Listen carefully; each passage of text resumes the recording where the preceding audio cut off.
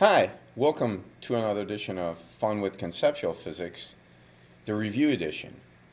The handout you have, I'm going to go through rather quickly, and I'm going to do some of the example problems on the back. I've given you class time for this, so let's go over the answers now. Question 1. Which of the following is not an example of a projectile? Write down anything not in the air is not a projectile. To be a projectile, you have to be in the air. At that point, you should be able to easily deduce which of these is not a projectile. Be very careful. This is a test question. It will be on the test. A balloon dropped. It's in the air. A rocket shot's in the air. A boy playing bozo buckets with a ping pong ball. The ball is in the air. A baseball hit for a home run. It's in the air. A car flying a patient to a hospital, or a helicopter, sorry. It's in the air. It's a little weird. But a car driving along a road is not in the air. So this is definitely not a projectile. And you could say the helicopter is not a projectile. Two things are not projectiles here. Everything else is a projectile. So you'd put a no here and a no here, not projectile. A helicopter flying is not a projectile. It has a motor. It's forcing its way through the air. Next question. Next few questions are this. To find out how long it takes to hit the ground, count dots. So if you count the dots here and I label them, this is 0, that's 0, and assume this is the ground, even though it isn't. It's the same height, so when you reach the same height, so I'll put a dot there. This is dot 1, that is dot 0, that is not 1. 0, 1, 2, 3, 4. So it takes 4 seconds to the peak. The time to the peak is 4. Therefore, time in the air will be 8. You can count the dots or just double time to the peak. These two questions are rather straightforward. You've seen them many times. You slow down on the way up and you speed up on the way down. So I'll pause for a second. In case you're writing to catch up.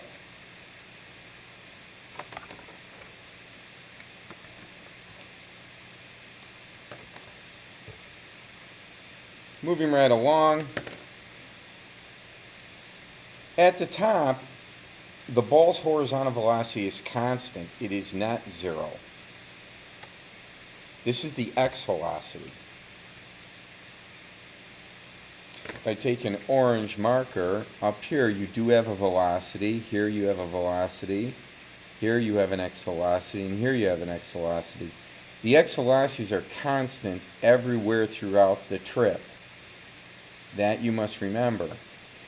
You do have two velocities everywhere but the peak. So if I draw my x velocity to start with, and then I have a very large y velocity, and it slowly decreases on the way up. Notice halfway up, halfway, put a note on your paper. I don't know where you could do it, maybe. Well, we know at the top the horizontal velocity is 0, or the vertical velocity is 0. Vertical velocity is 0. At the top, you do have a velocity. It's x. Vx you have at the top. Vy is 0. That's the peak.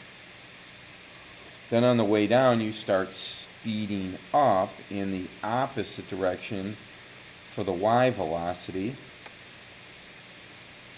So I'll pause and let you draw those arrows again. So at the top, you have an x velocity, but you don't have a y.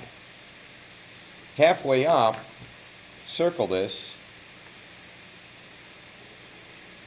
you have two velocities halfway up. Please remember that. That'll be a test question. We'll review that several times. Everywhere on this projectile path except the peak, you have two velocities. At the peak, you have one velocity. So at the peak, I'll write this maybe in pink. That's the peak. You have one velocity.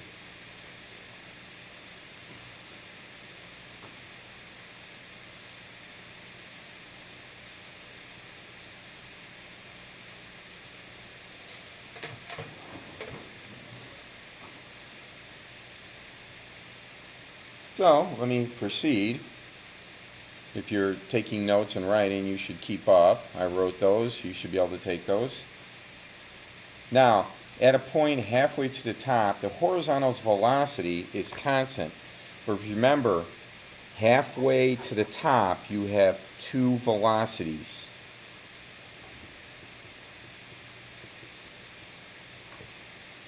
Halfway to the top, you have a Vx and a Vy. Please remember that. That will be a test question.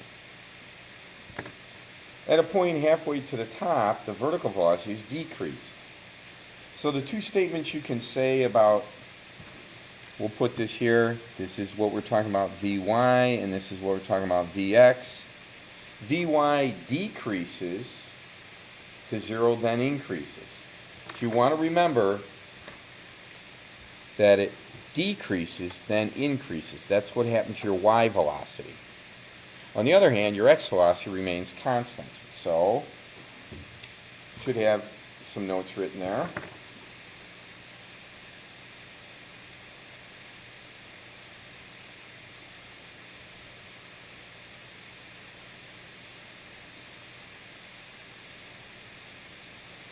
Moving right along. This is old news, but the shape, this is a test question. This is a test question. Most, like literally all these things are on the test. You got to know the path is called trajectory and the shape is parabola. Please memorize that. The path is called trajectory, the shape is called parabola for projectiles. Trajectory, that's an R, so I'll make that look a little better.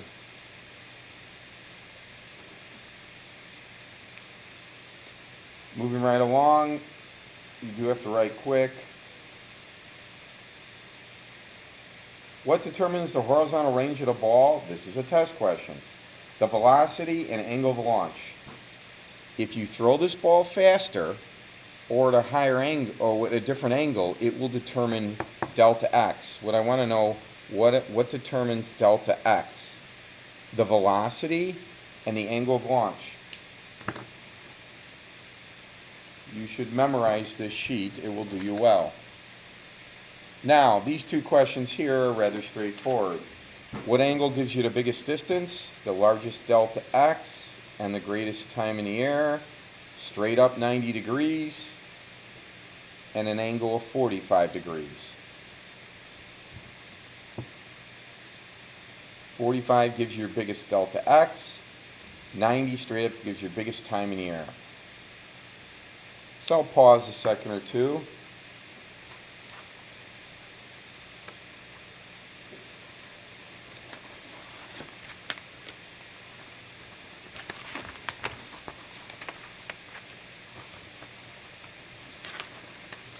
Hopefully you've gotten all that written down. Let me turn this paper over. This is an HP problem, one we've been doing over and over in this class. It's like the ramp lab you did. So, these are two people from a movie, not that you care. You know the cliff, the dy of the cliff is 100 meters. And all they want to, and the speed they went off with was 40 meters per second. So that is your Vx. Find your time in air with this formula.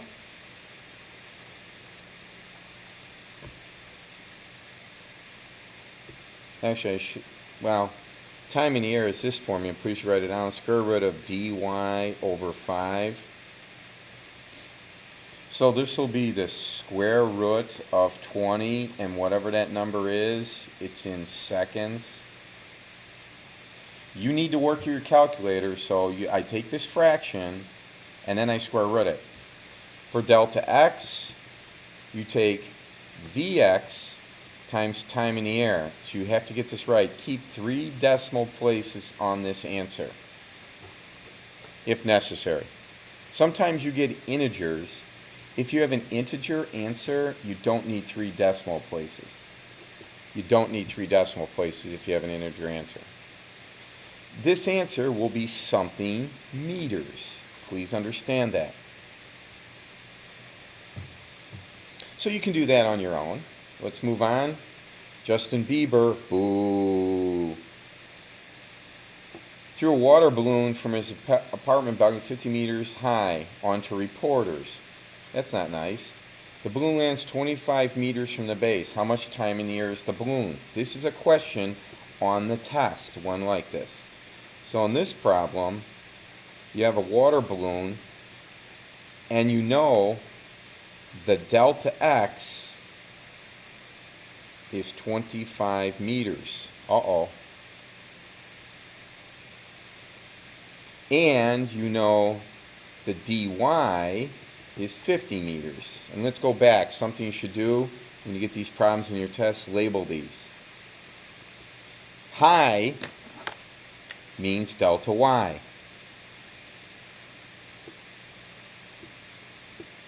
Keep it real simple. This then has to be from the base of the apartment building, means this has to be your delta x. Moving on, you get your time in the air from delta y over 5, and you can get that, it'll be some answer in seconds. Then, if you want horizontal speed, so your time in the air will be square root of 50 over 5, and that'll be the square root of 10, and that'll be in seconds. To get horizontal speed, you have delta x equals Vx times time in the air. Remember, keep 3 decimal places here. To find this, you're going to have to rearrange your furniture. Bring the time in air over here by dividing it.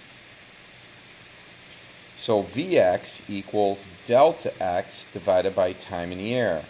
And your answer will be something meters per second. You can do that on your own. I would suggest doing all these. This problem here needs no introduction. This is dy.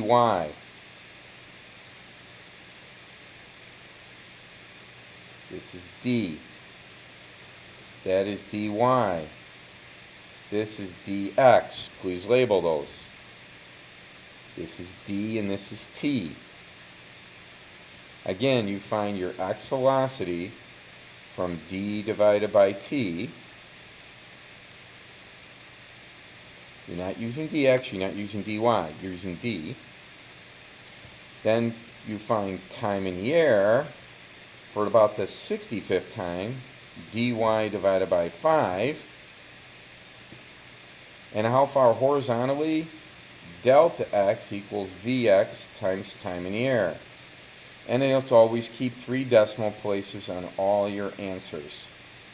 I'd keep 3 decimal places on this answer and this answer. I'll have these answers. You can check your work after you've done it, but I've walked you through how to do these. So work on these problems. Get a calculator. You're not allowed to have your phone out. No earbuds, no phone, no music. Get a calculator by leaving your phone and then solve these problems.